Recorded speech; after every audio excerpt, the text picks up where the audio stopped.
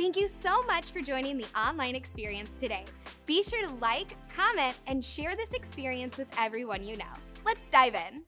We are continuing our series called Stories, and we're looking at some of the great stories in the Bible, as well as highlighting some of the great stories in Northwest Church. So I want you to turn your attention to the screen and listen to another great story from someone at Northwest Church. Hi, my name is Jennifer Bays. My family and I have been attending the Springdale campus for a little over a year. My son and I decided to take a trip to Arizona to visit my dad and my daughter. That's our hometown. And my son decided to start driving through Arizona. We only had about 6 or 7 more hours to go. I don't remember a whole lot, just that I remembered screaming his name and everything went black.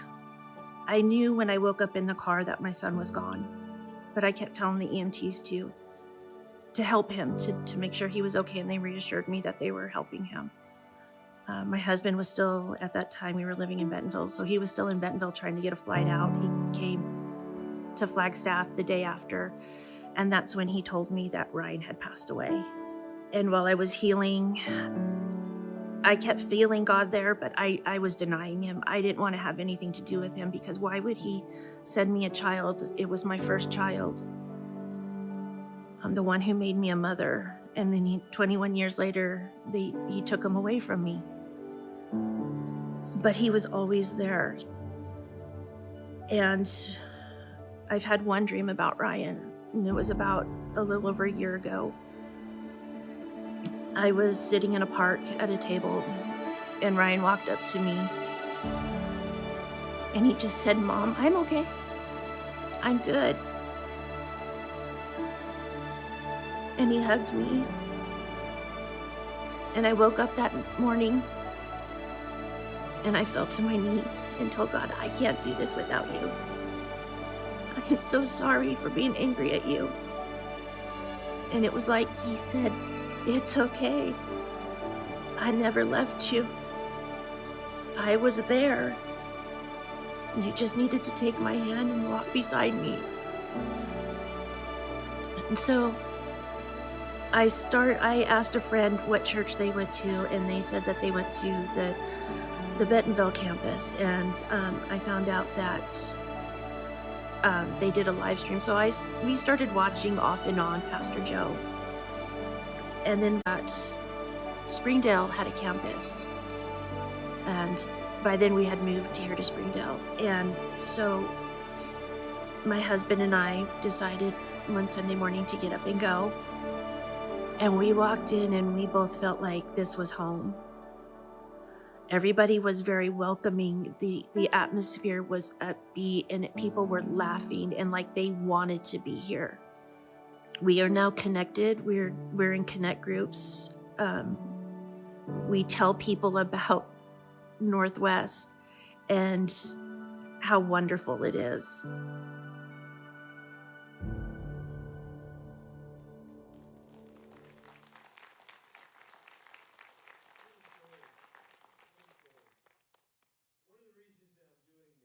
Is I wanted you to know that every week we come to Northwest Church. It is so easy just to walk up to people, walk by people. We all have that church smile.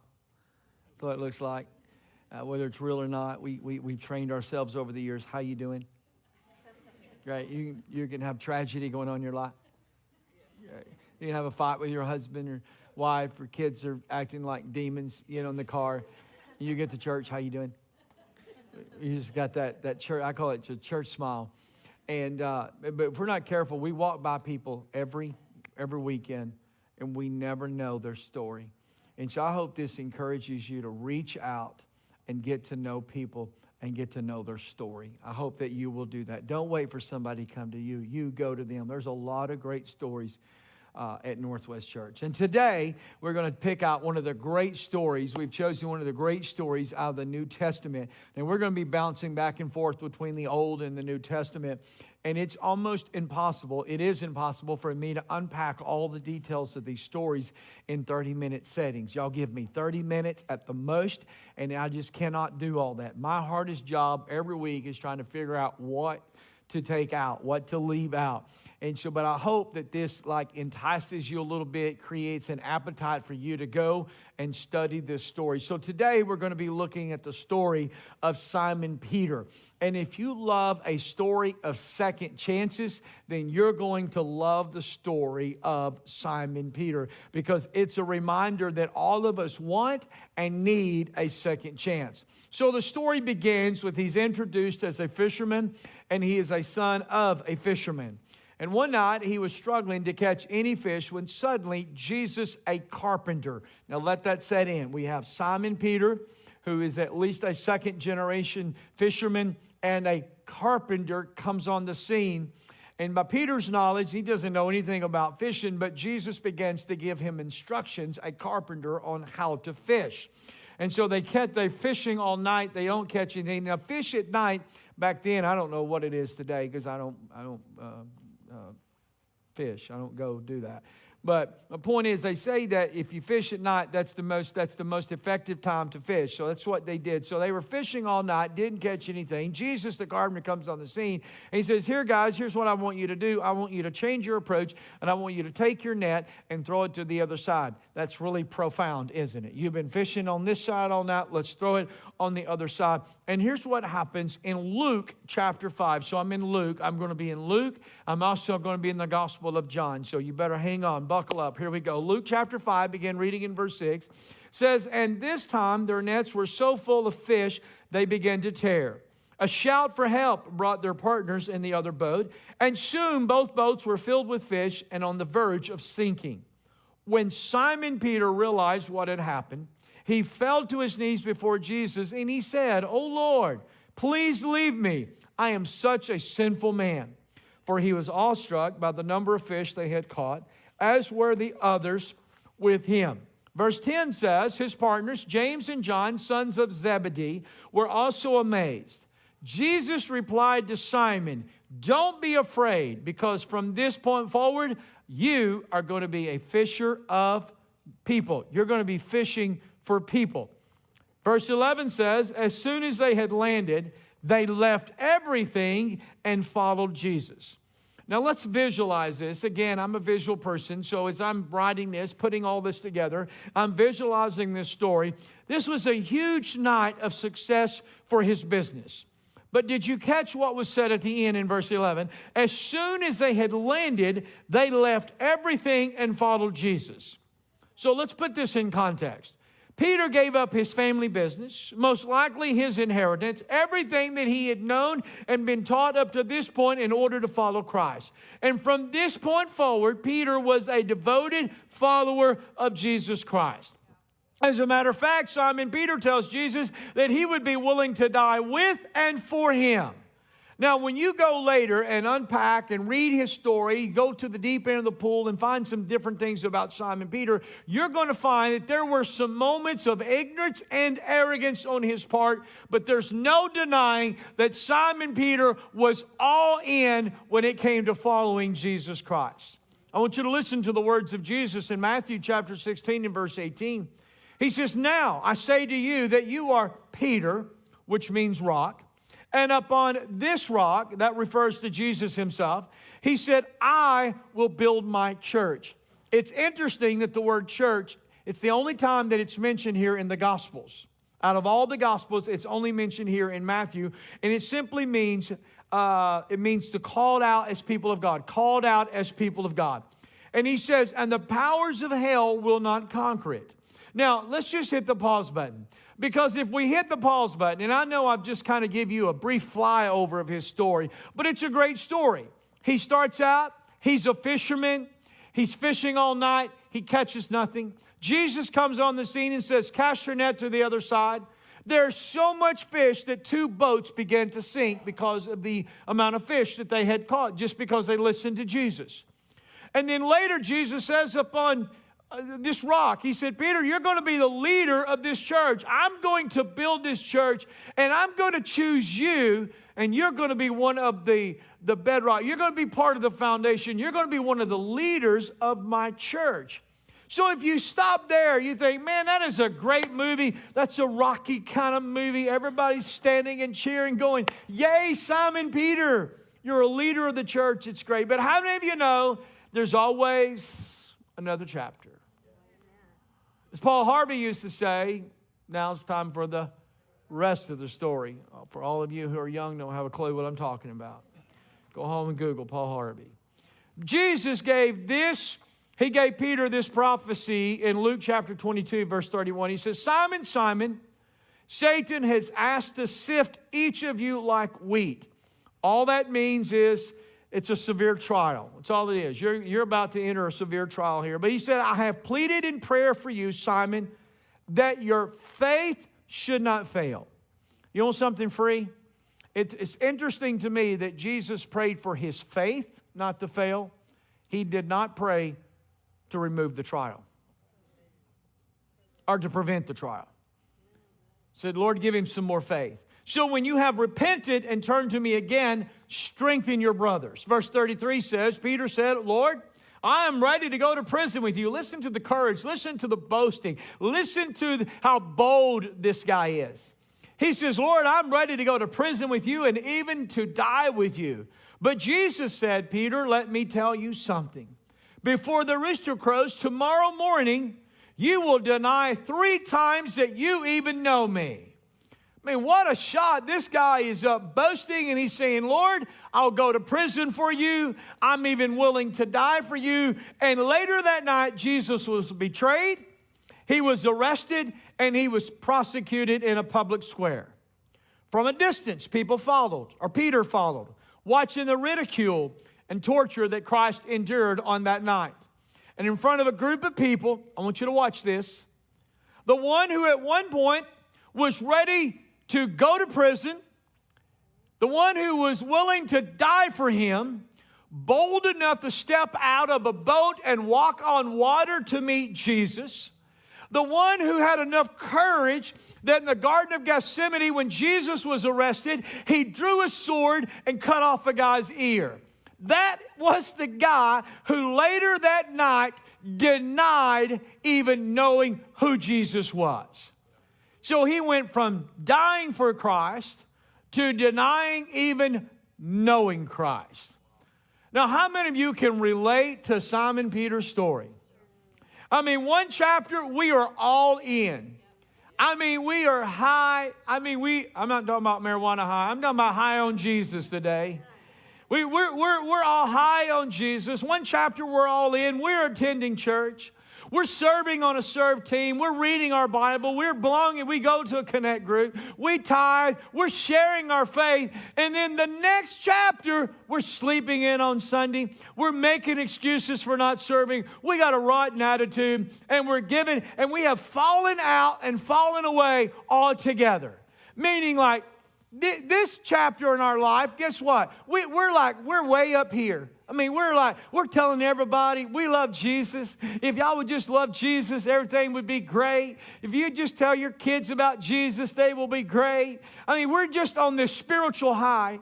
And then the next chapter of our life, we find ourselves struggling in our faith, ready to give up and walk away altogether. Because again, we have failed and we've disappointed ourselves and we've disappointed Christ again.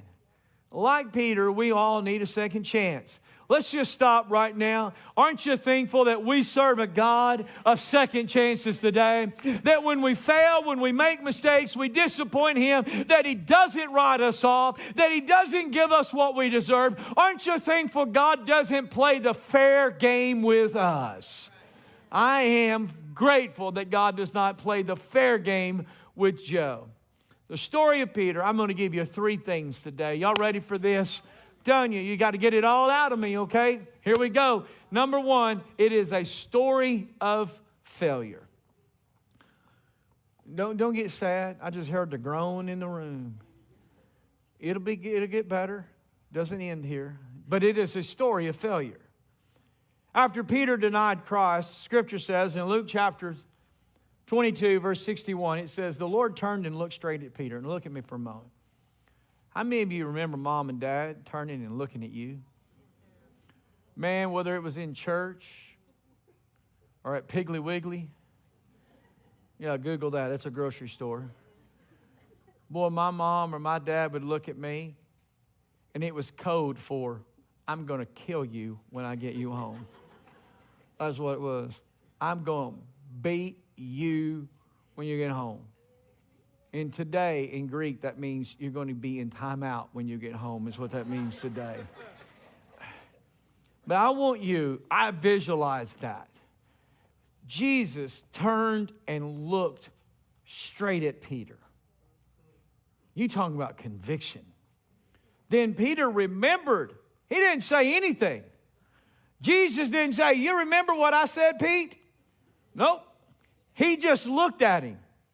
And conviction came over him, and he remembered the word of the Lord that had been spoken to him before the rooster crows. You're going to disown me. You're going to deny me 3 times.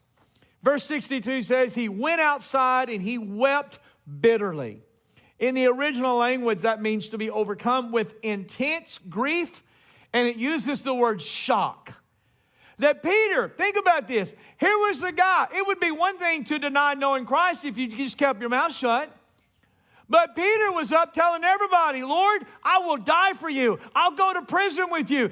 Lord, I'm going to give you everything. This is the guy who denies him. So he goes outside and he literally weeps bitterly. So in a matter of a few days, Peter went from a spiritual high to an all-time spiritual low. He likely felt like an utter failure. He had let Jesus, the other disciples, and even himself down. All of us, by the way, we have chapters of failure in our life. There's not anyone in this room, there's not anyone watching online, including Pastor Joe, that doesn't have chapters of failure in their life. I want you to know there are going to be some highs and there are going to be some low moments in your walk with Jesus Christ. If you serve God, there's going to be some high moments, mountaintop moments, and there's going to be some valley moments in your life. There will be chapters when we wonder if it's worth it because of how much and how often we have failed. Peter had to be thinking his failure was final, meaning he no longer had a future with Christ. Have you ever felt that way? Have you ever been so disappointed in yourself, knowing that you have disappointed Christ again, that you have wondered, has this failure forfeited my future with Jesus Christ? Have you ever been in this room and you lift your hands and you heard the voice of the devil say, why are you lifting your hands? Why are you doing this? Why are you even trying? I want you to think about all the times you've fallen, all the mistakes you've made, and all the times that you have failed Christ. How can you come in this room and lift your hands and begin to sing songs? Have you ever wondered, has my failure ruined my future? Have you ever asked, does God still want me? Can God still use me in my brokenness, in my disappointment, in my failure, in my sin? Does God still have a place for me? And Peter might have thought, well, Jesus, maybe he's going to find somebody else that would not deny him, that would live up to his bill, that would live up to, hey, I'm going to die for you. Maybe he would say, maybe Peter thought, maybe Jesus is going to find someone that is more qualified than I am. Does that relate? But as we learn in this story with Jesus, failure isn't final. I want you to write that in your notes. I want you to put that in your heart. I want you to put it in your lunchbox. I want you to take that home with you today, because failure is not final.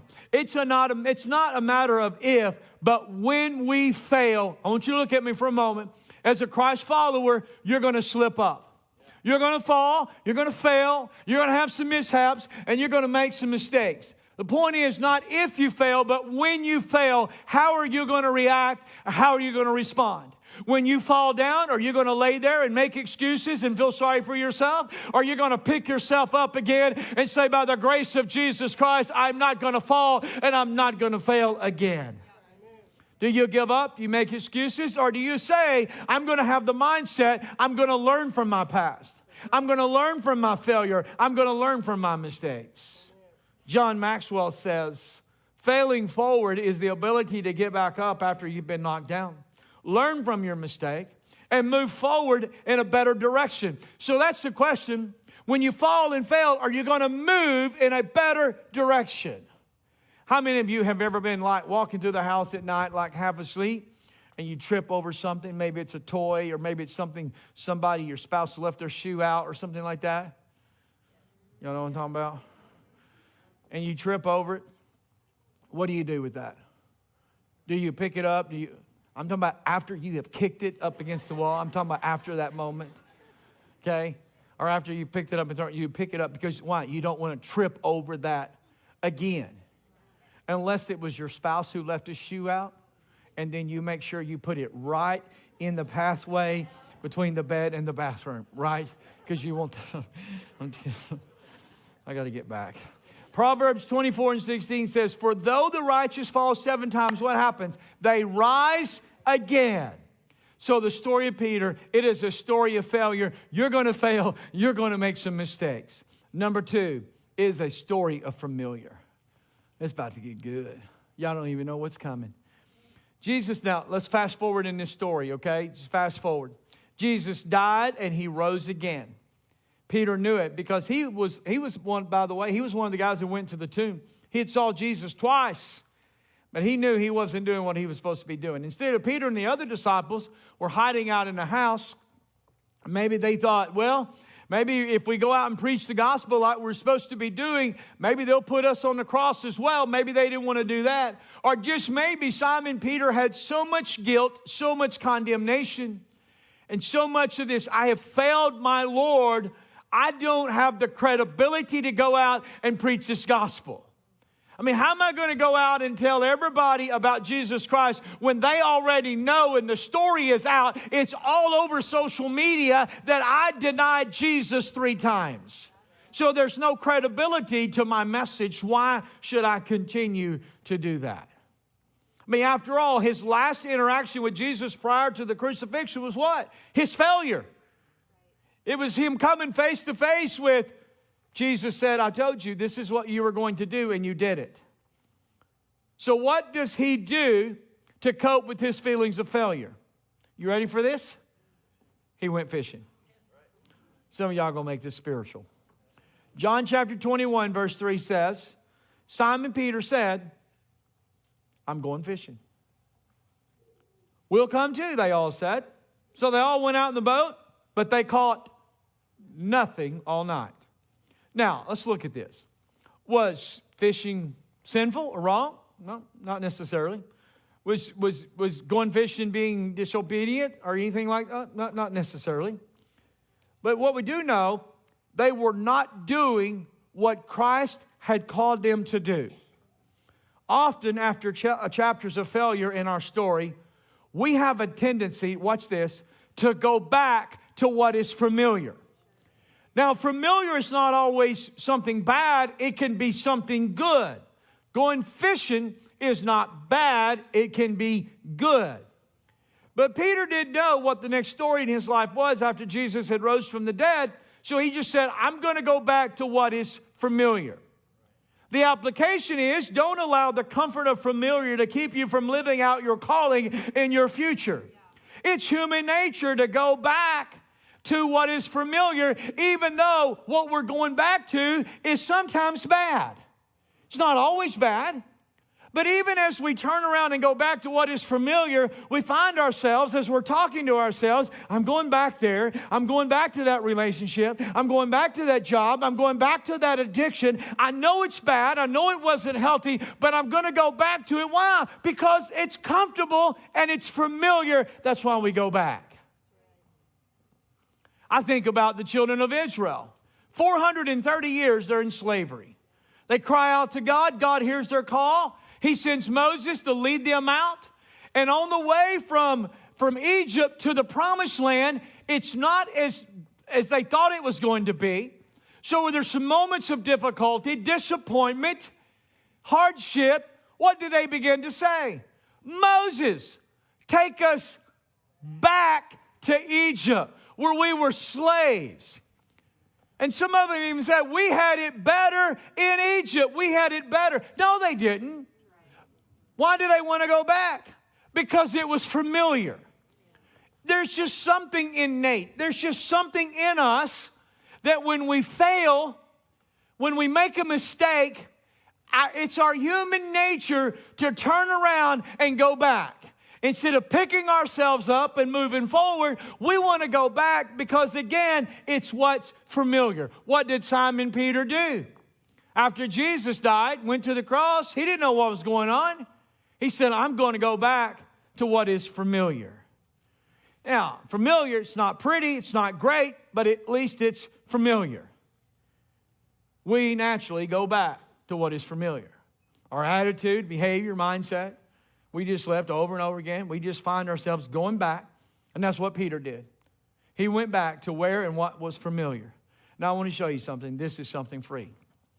Jesus never criticized his disciples. When they went back, and I'm going to break this down a little bit in a moment because he comes back and talks to them again about, hey, let me help y'all out with this fishing stuff. Let the carpenter help you guys. But he never criticized these guys for going back to what was familiar. Because again, this is a story of second chances. Jesus could have easily said, you boneheads, you knuckleheads, what are y'all doing? What do you mean you're out here fishing? I've been on the cross. You're supposed to be preaching this gospel. All this time I invested in you. You're fishing. You're fishing for fish. Something fishy about this story. You're not doing what I told you to do. But the point is, Jesus gave them a second chance. And the message to you today is Jesus is wanting to give you a second chance. The mere fact that you're sitting here this morning, the mere fact that you're watching online today is Jesus knocking on your door. He's pursuing you, saying, I know you failed. I know you was going to make a mistake. I already knew you were going to do that. But I want you to know I'm still want to give you a second chance. I want to give you a do-over. Number 3, the story of Simon Peter is a story of forgiveness. Story of restoration. It's a story of second chances.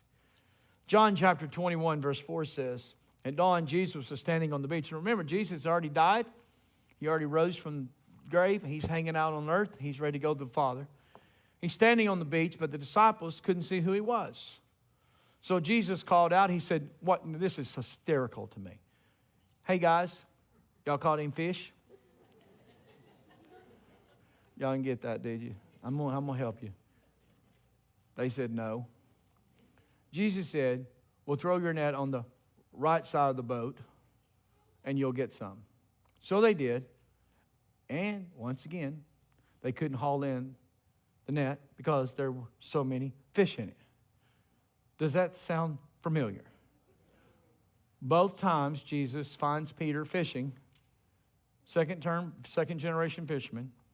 Fished all night, both times, didn't know what to do. You know something free today? Y'all ready for this? Your net will always be empty when you're not doing what Christ has called you to do. He found Simon Peter twice with an empty net. You know why? Because it's not what he was supposed to be doing. That's free. Then the disciple Jesus loved said to Peter, it's the Lord. When Simon Peter heard that it was the Lord, what did he do? He put on his coat, he jumped in the water, and he headed to shore. Now, this scenario is just like the first time that Peter met Jesus. But this time instead, Peter's saying, depart from me, I'm a sinful man. Peter goes and meets Jesus on the beach. This time, Peter wasn't going to allow his failure or familiar to keep him from the next chapter. And so what does Jesus do in response? These guys, not only had Peter denied him 3 times, he was supposed to be preaching the gospel in which Jesus just went to the cross for. And he comes back and he's fishing again with an empty net. And watch this. What does Jesus say? He said, Pete, come go with me. I want you to pick this up. I want you to get this in your spirit. Jesus was justified to forget that knucklehead. Jesus was justified to keep on walking that day, going, been here, done that. That's a broken record. They're just going to do that again. But Jesus said, hey, Pete, come. Let's go walking on the beach. I want you to visualize that. Jesus, with this guy, failed over and over and over and over again.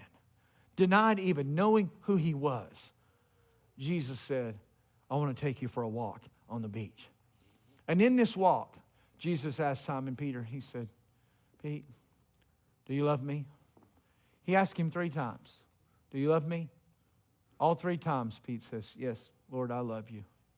And you know what Jesus said in John chapter 21, verse 17? Feed my sheep. If you love me, do what you're supposed to be doing. He was calling Simon Peter back to what he had originally told him to do. In other words, Peter's failure had not cost him his future. This is a story of second chance. It is a story of forgiveness. It is a story of restoration. And maybe you're here and you're thinking, I have messed up too much. How could or would God ever use me? I'm damaged. I'm broken. I've got mistakes. I've got stain in my life. I'm a hot mess. The devil may have tried to convince you that you have run out of opportunities and options. But this story proves that Jesus still shows up on the beach. In the midst of your failure, He's not walking by you. He wants to walk with you. Get that in your spirit. He doesn't walk by and go, yeah, I told him if they did that, that was what. No, it's not an I told you moment. It's like, no, let's go for a walk. And Jesus is simply reminding us in this story that He is a God of second chances. Romans 8:35 says, can anything ever separate us from the love of Christ? I want you to know you cannot do too much. Come on. I want you to know there's no sin great enough. There's no failure great enough. There's no mistake or disappointment big enough to separate you from the love of Jesus. He's always going to be a Jesus that gives you a second chance. He's always going to be pursuing you. And when everybody says, why don't you give up and walk away? Jesus is saying, let's go walk on the beach together. Why? Because I still have a future for you. Your failure is not final. Jesus looked straight at Peter when Peter had failed him. But this time He looked straight at Peter to forgive him. Is it time to bring our failures and our exchange them for some forgiveness? When it comes to God, we can't run out of second chances, but we can run out of time. When it comes to God, we cannot run out of second chances, but we can run out of time.